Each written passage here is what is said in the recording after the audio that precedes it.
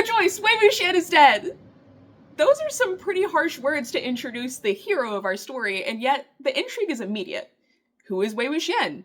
Why is he dead? And most importantly, why are we happy about it? Mo Xiangtongxiu, or MXTX for short, is a Chinese web novel artist most famous for her 3 prolific Danmei romance novel series, in chronological order, those being Scum Villain Self-Saving System, Modao Zushi, and Heaven Official's Blessing / Tianguan Sifu. And despite all 3 of these series being unrelated, following different plot lines, different main characters, there are several themes that MXTX likes to keep consistent throughout all of her works. And in particular, one that I don't personally see talked about enough is that of the rumor mill, or more specifically, to what extent do the things that people believe about you become you? In my personal opinion, you can see the beginnings of her possible interest in group psychology even going back to her very first work, Scum Villain Self-Saving System, or SVSSS. It's easily the most meta out of all of her existing novels to date, and she makes full use of that fact to make you feel the burden and the weight of misinformation. The setup for this is pretty much perfect. The main character is a guy named Shin Yuan who unfortunately has an untimely death due to food poisoning in his first life. 系统激活，成功匹配指令，杀作者傻子。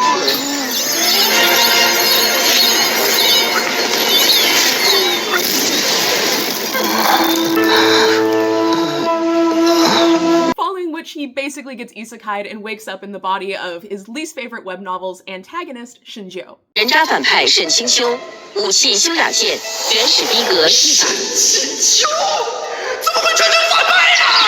As such, every single thing that we know about the character of Shinjo is secondhand information. All we have are the little bits of information that Shinjo remembers from his hate reads, the way that the other characters treat him, and whispers that he hears here and there down the halls. And all of these things together seem to set up a pretty clear image. Shinjo was a hateful, spiteful, abusive man who skipped out on work to sleep with prostitutes, beat children, attempt murder on his martial siblings, and pretty much be a nightmare to everybody around him. Most of this, of course, we later find out to be pretty much as far from the truth as it could have been. Shinjo did not try to murder Liu Qingge. He tried to save his life. Shinjo was not going to the brothels in order to be a man whore. He was going to the brothels because women were the only people in his life that were ever kind to him and the only place he ever felt comfortable to sleep due to his trauma. He didn't even burn the Chiu family mansion to the ground for no reason but because he was a slave escaping abuse.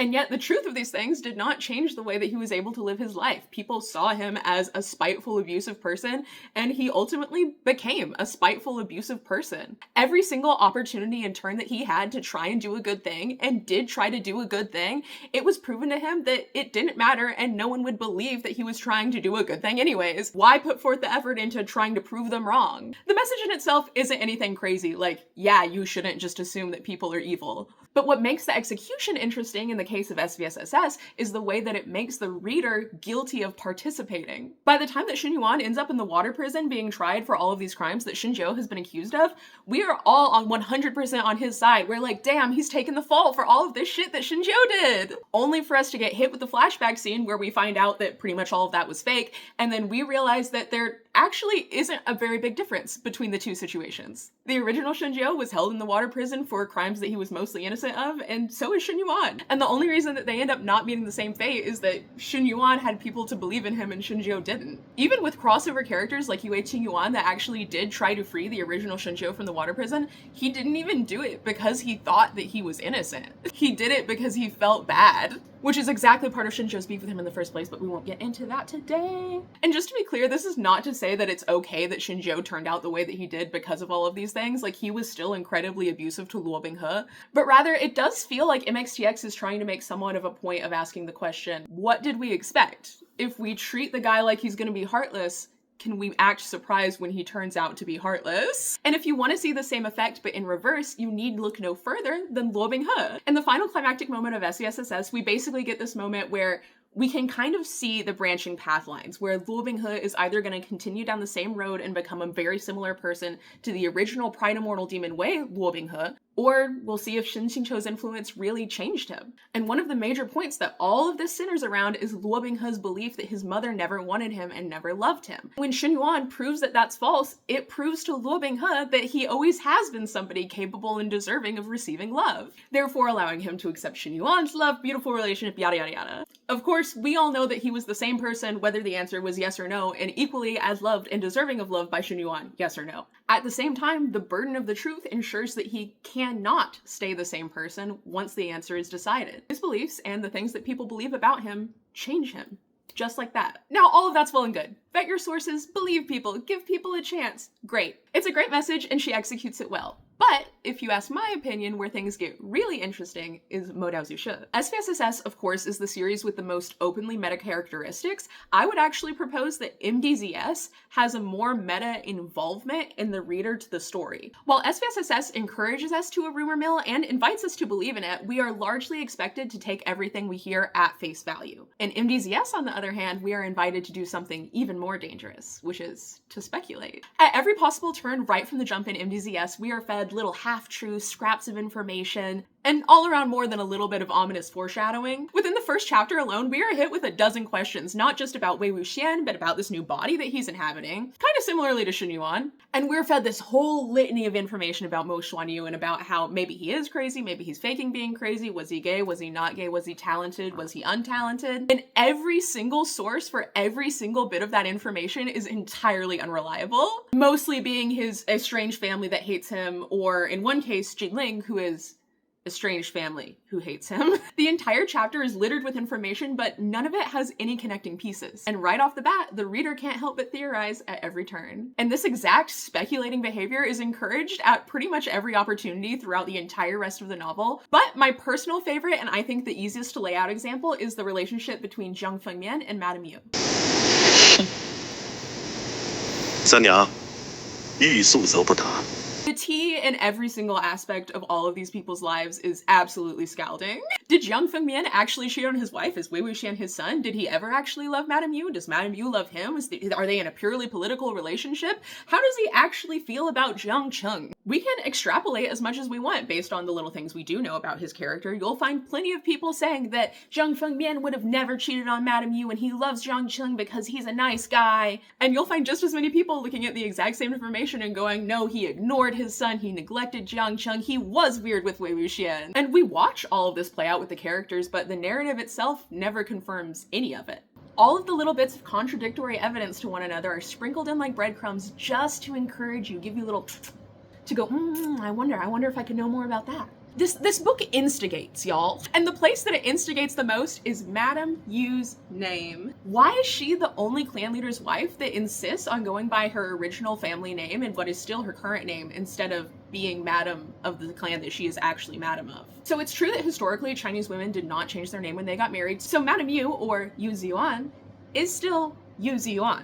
But when it comes to this particular title, that doesn't matter because she is the Madame of the Jiang clan. And we know that it's not just like an in-universe cultural difference because Madame Jean is referred to as Madame Jean and Madame Lan is referred to as Madame Lan. The narrative even comments on the fact that this is weird and nobody quite knows why she does it.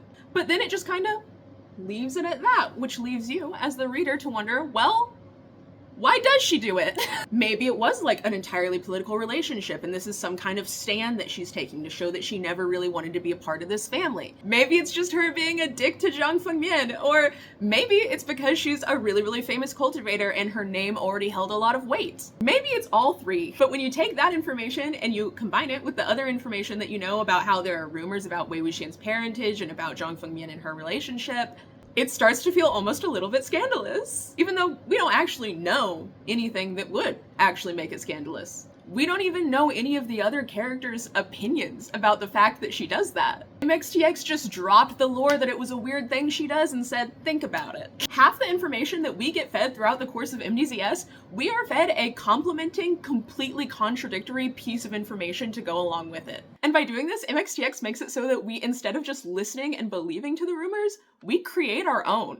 And do you want to know the best part? Do you want to know how you can tell that she was so successful at doing this? Is by the sheer amount of confusion in the MDZS fandom as to what is canon and what is fanon. Now, you might be thinking, Why, Hannah, I think I have a pretty good idea of what's canon and what's fanon. MDZS is like my favorite series ever. I've read it so many times. And a lot of you are probably accurate in that. However, let's just play a little game real quick to test it, shall we? I'm going to tell you 3 things about 3 characters in MDZS, and you're going to tell me if they are A, true, or B, something that was said in the text but is never actually confirmed true, aka false. Number 1, Jiang Cheng tortured and killed dozens of cultivators in his mad hunt for Wei Wuxian. Number 2, Jin Guangyao knowingly slept with his sister Qin Su. And number 3, Wei Wuxian is a demonic cultivator. And the correct answer is none of these statements are true. And yet, nevertheless, you will see all of these arguments brought up time and time again, especially when attacking or defending different characters, especially Jiang Cheng. Especially in the case of Wei Wuxian using demonic cultivation, he actually pretty outright denies it in the text, saying of his cultivation, quote, "Monsters arise from non-human living beings, demons arise from living humans, ghosts arise from dead humans, and aberrations arise from non-human dead beings." And yet, the word demonic cultivation is literally in the title. Grandmaster of Demonic Cultivation. But that's not because he is the Grandmaster of Demonic Cultivation. It literally is just because everybody thinks that he is. So when you ask a casual reader the question of, does Wei Wuxian do demonic cultivation, when they spend the entire series with everybody talking about how he does demonic cultivation, him not really denying very often that he does demonic cultivation, and it's saying it literally in the title, your average casual reader that isn't paying that much attention is probably gonna think that he does demonic cultivation and accept that as part of his character. All of these details and the strengths of the beliefs of everybody around him come together, and it outshines the one line where he says that he doesn't. Within the bounds of MDZS, nearly every single character in the series is deeply impacted by people believing things about them that aren't true. Wei Wuxian, Lan Wangji, Jiang Cheng, the Wens, Jin Guangyao. By the Wens, I mean like post Wen Rohan Wen Clan. And we, the audience, cast misjudgments on these very same characters based on the exact same information that characters within the text cast them based off of. All of these things combine to give MDZS a functioning rumor mill of its own, living outside the bounds of the text, which I just think is so cool. And I personally have a hard time believing wasn't done at least a little bit on purpose. But if that still doesn't convince you that this is an intentional theme that she weaves throughout all 3 of her novels, I would be remiss, of course, not to talk about her easily most famous series, Heaven Official's Blessing / Tianguan Sufu, or TGCF.